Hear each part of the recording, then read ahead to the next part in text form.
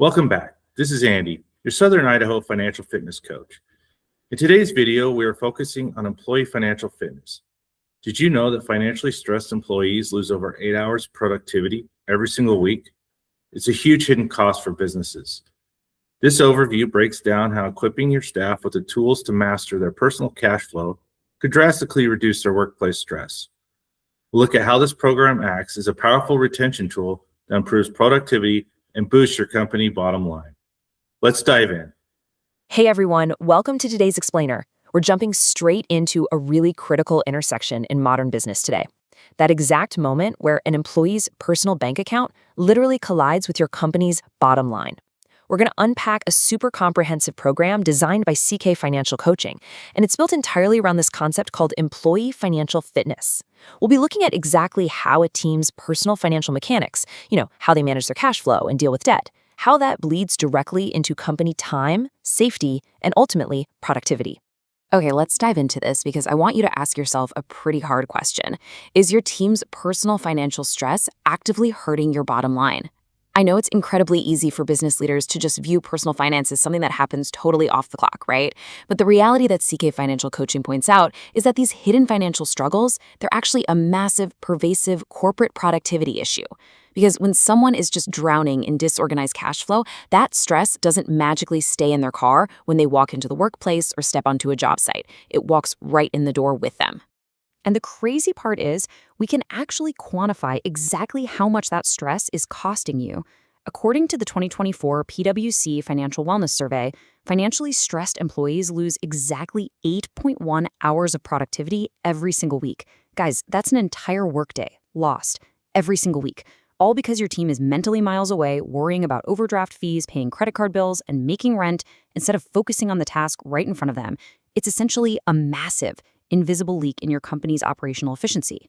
And as you might guess, that distraction inevitably leads to turnover, which brings us to one of the most frustrating realities in business today: quitting for a 50-cent raise.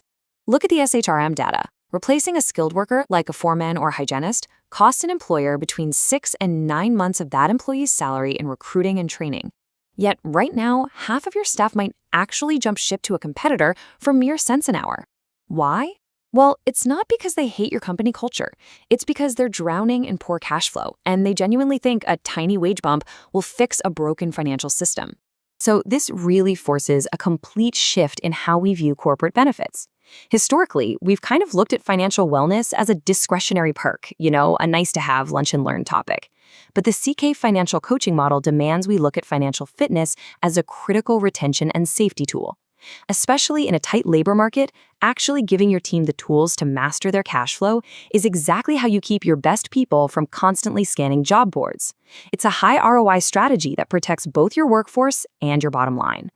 So, how do we actually build this fitness? Well, it starts with a core philosophy that CK Financial Coaching calls the no-blame pledge. Because dealing with debt usually comes with a massive amount of shame, which makes people just want to hide their numbers. But this pledge changes the dynamic entirely by requiring total empathy. Think of it like this. The financial coach acts as a spotter, and the employee is the athlete.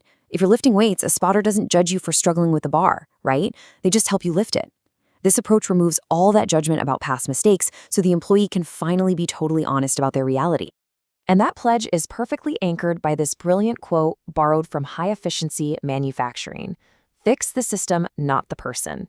When an employee constantly overdraws their account or relies on high-interest credit cards just to get by, the traditional advice is usually just, try harder, or stop buying lattes.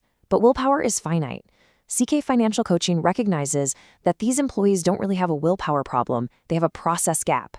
We don't need to shame the person at all, we just need to find the flaw in their financial system. And this brilliantly illustrates that the difference between those systems really just comes down to timing. Most people practice what the program calls autopsy budgeting. They wait until the end of the month, look at their bank statement, feel absolutely terrible about where the money went, and just promise to do better next time. They're literally just tracking past mistakes. But financial fitness requires architecture. This is zero-based budgeting, where you actually plan before you spend. You give every single dollar a specific job, like rent, groceries, emergency savings, before the month even begins. It takes the guesswork and honestly the guilt entirely out of the equation. But to build that architecture, you really have to understand behavior. which is exactly where the 5-rep root cause framework comes in. It's a very clinical way to solve behavioral spending. Think of it like this. The program's creator shares this great anecdote about buying a Jeep he couldn't actually afford. Rep 1 is the surface symptom, right? The huge monthly payment. Rep 2 is the tactical trigger, that moment of emotional loneliness before going to the dealership. Rep 3 is the process gap, meaning he had absolutely no system in place to say no.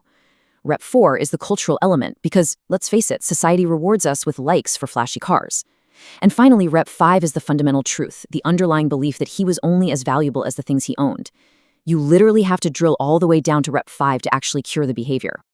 Once that behavior is understood, the program starts treating wealth exactly like health, through what they call a financial physical.